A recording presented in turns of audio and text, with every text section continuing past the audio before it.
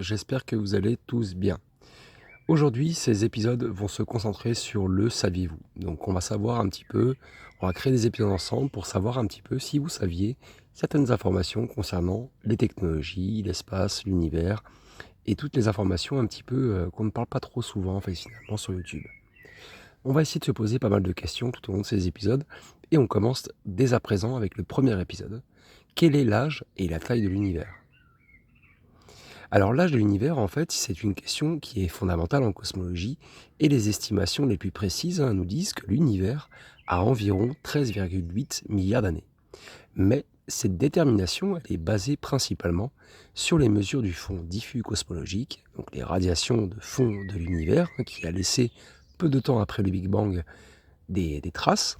Et l'instrument principal pour ces mesures a été le satellite Planck de l'Agence spatiale européenne, qui a analysé en fait les infimes variations de température dans ce fond cosmique pour modéliser en fait des étapes initiales de l'univers et de son expansion ultérieure. Alors, quelle est la taille observable de l'univers? La taille observable de l'univers, elle est actuellement estimée à environ 93 milliards d'années-lumière de diamètre. Alors, cette mesure, en fait, elle peut paraître contre-intuitive, étant donné que l'âge de l'univers est de 13,8 milliards d'années, c'est ce que je vous ai dit tout à l'heure. Mais elle s'explique par l'expansion de l'espace lui-même.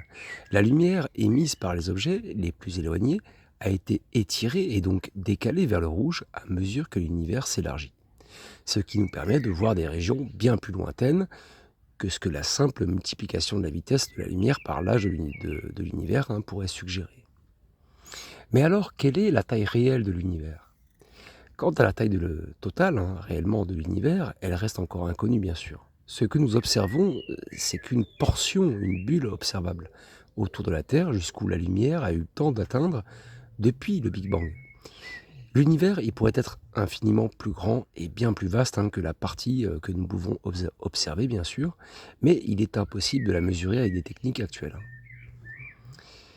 Parlons un petit peu des superamas de galaxies, des structures majeures. Vous allez voir, c'est super intéressant. Les superamas de galaxies, en gros, c'est des structures immenses qui sont composées de groupes et d'amas de galaxies qui sont liées entre elles gravitationnellement. Et notre propre superamas, qui est connu sous le nom de l'Aniakea, qui signifie le ciel immense en hawaïen, eh bien, ce superamas, il contient environ 100 000 galaxies et s'étend sur environ 520 millions d'années-lumière. Donc il y a d'autres superamas notables qui incluent bien sûr le superamas de la Vierge, qui est plus proche de nous et qui contient le groupe local et qui inclut la Voie lactée. Après, vous avez le superamas de Persée et Poisson, donc qui est un des plus grands superamas connus et qui s'étend sur environ de 150 millions d'années-lumière, c'est énorme quand même.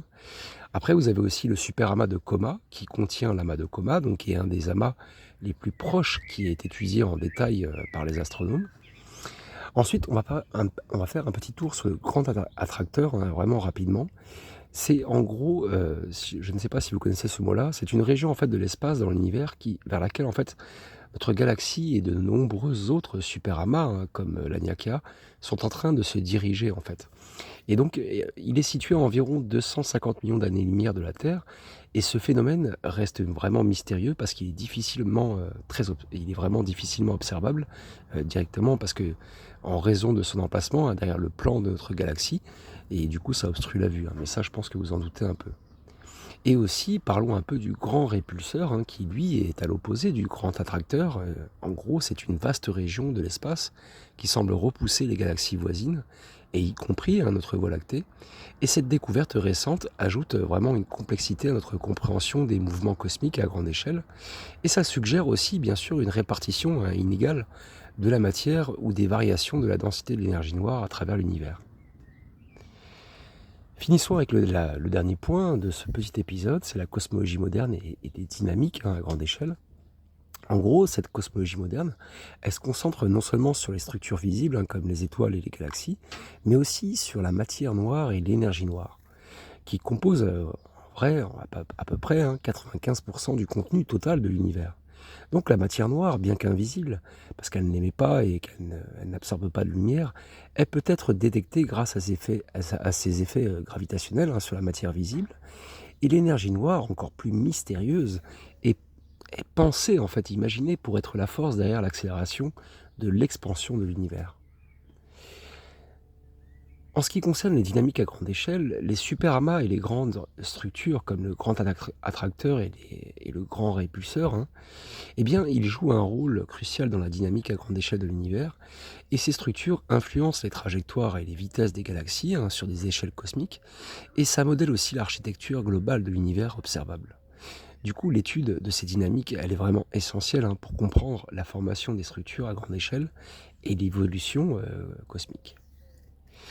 Finissons avec ce dernier point, l'importance de ces études, hein, qui est que l'étude de ces structures à grande échelle et de l'évolution cosmique, elle est, elle est forcément cruciale, hein, pour notre compréhension globale de l'univers.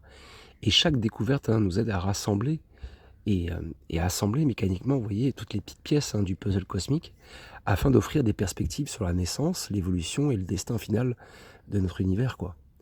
Donc en continuant à observer et à modéliser ces phénomènes, on pourra peut-être un jour, j'espère, op- oser espérer dévoiler les secrets les plus profonds de la nature de notre existence.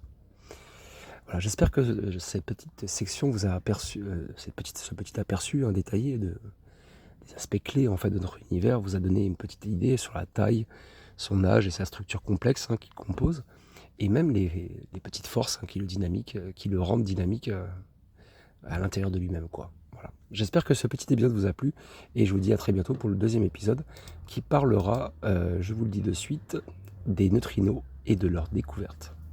Allez, à très bientôt. Ciao.